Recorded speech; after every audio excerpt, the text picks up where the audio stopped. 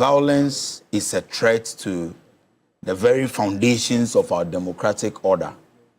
And I join the many discerning Ghanaians, many discerning voices in condemning the violence that erupted at Ablekuma North on Friday, because we must get to a situation where elections are peaceful, elections are free and fair, and elections are transparent, such that every Ghanaian will feel safe to move to the polling station to cast a vote. And so I condemn the violence. But Roland, while condemning the violence, I want to call on the security agencies. I'm calling on the government to ensure that justice be swift, because when justice is visible, swift, and uncompromising, it becomes a deterrent to anyone who intends to carry out any act of violence in an election. Roland, I am a victim of Ayawaso West Wugon election violence.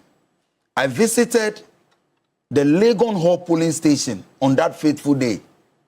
I had my tag, monitoring tag, as a national executive of the NDC at the time.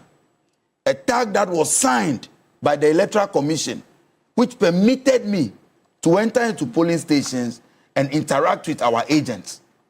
I got to Legon Hall polling station under no provocation, just having a conversation with our agents. Armed men moved and attacked me. No provocation. I had no arms, no weapons, not even a pen on me. But I was attacked. I did not carry pepper spray to the polling station, but I was attacked. And I was a victim of the Ayawaso West Wugon by-elections. And we all saw what happened in Ayawaso West Wugon. And so, for 5 good years, many of us have lived with that trauma of that experience. I recall one of my friends, a lawyer, Gideon Koku Abochi, was with me in my car. We moved out to just go and have a word with our agents. I was attacked by men who were masked and who were in national security uniforms. And some of them were following Nana B, the national organizer of the NPP. After the incident, their identities were revealed to me because I could recognize them. People asked me to go on reprisal attacks and all of that, but I chose to let go because violence was not the way to seek justice, or reprisal attack for me was not the way.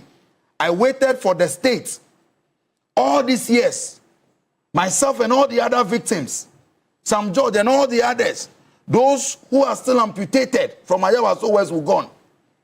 Till today, no justice has been served. And so, because there is no justice, look, these things encourages others to misbehave in the name of thuggery, in the name of political vigilantism. No, I'm making a point. Okay.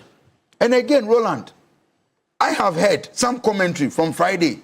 Like I said, I condemn the violence.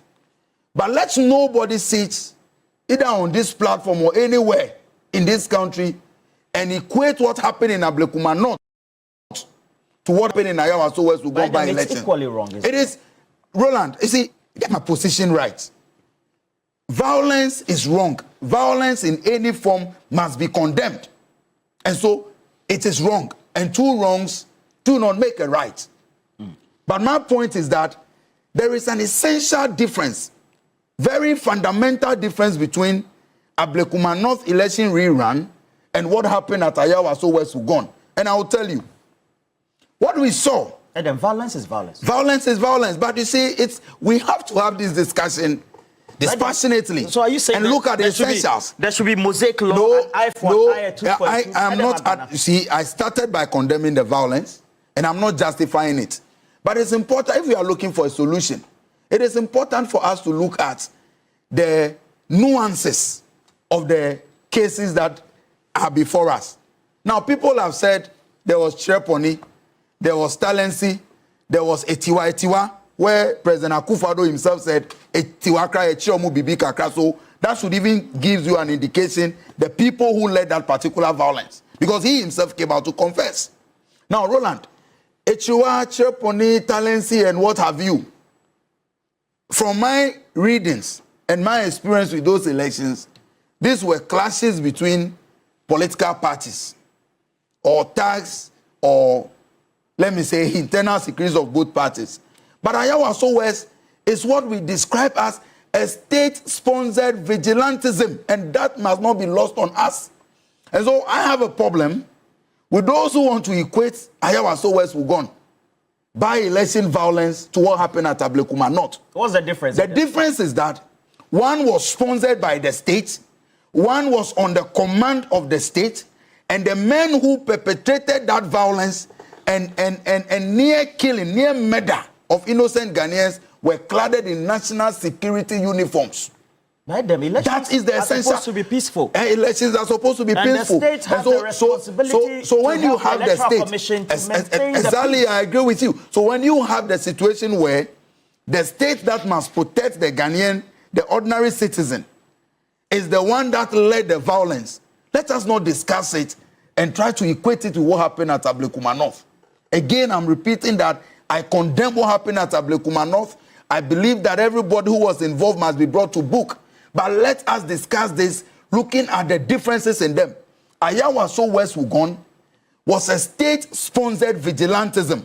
And when you listen to what happened at the commission of inquiry that they themselves set up, clearly it came out that those men who were armed, who perpetrated the violence, who brutalized people, including myself, were all clad in national security apparels. It means that they were acting on the orders of some superiors who had the mandate of the state. So let's not try to equate the two. Probably, Roland, if Ayawaso West Wugon victims had seen justice being served, if the families of the 8 Ghanaians who lost their lives in the 2020 elections had seen justice, if the victims of the Asin North elections, where I was seated with my former boss, the Minister for Youth now, George Opariado, and his car was shot at by operatives of national security. If all the victims of all these actions had seen some justice, I believe we would not have gotten to the point where Ablekuma North people would have gone there to misbehave. And so, as I join the voices demanding for justice and condemning the act, let it not be lost on us that the people who are crying today about justice, including Dr. Baumia, who is promising that no matter how long it takes, victims of Ablekuma North election rerun violence will be self-justice. Why? All the Ghanaians, okay, the victims of Ayawaso West, the 2020 elections, are seen not by election. They are not Ghanaians. I don't understand. They don't deserve justice. Okay, so Dr. Baumia was the chairman of the police council at the time. I am calling for justice. And I believe that President Mahama will ensure that everybody who was affected by this violence will get justice. But I'm only calling out the hypocrisy of the MPP and their allies, who today are preaching justice as though under them, or as this is the first time we are seeing election violence. Well, what happened to all the recommendations of the Commission of Inquiry on the Ayawaso West Wugon? Tell me which of the recommendations they implemented. Well, subsequently it led to us having the anti-vigilantism law. Oh, if you have anti-vigilantism law, is that justice to the people that were affected when on camera we saw those who perpetrated the act of violence? We still have the pictures. We still have the videos and the images of those who were involved in the act. You ignored it, you left it. Why? Was it a recommendation that allowed those who engage in that criminality on the instructions of the state? Because like I said, they were acting on behalf of the state. And that amounts to state-sponsored vigilantism. That is essentially different, fundamentally different from what happened at Ablekuma North. Roland, we must go into the next by-election and future by-elections with the EC itself also making some changes to their security arrangements towards elections.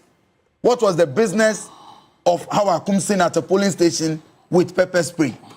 Was she an accredited agent? Was she there with a tag? We need to redefine how we protect our polling stations during elections of this nature. Roland, again, in concluding, I condemn the act of violence.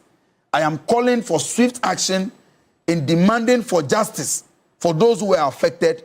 But again, government must not forget that we have many unresolved cases of this nature, especially the state-sponsored Ayawaso West Wugon by election violence.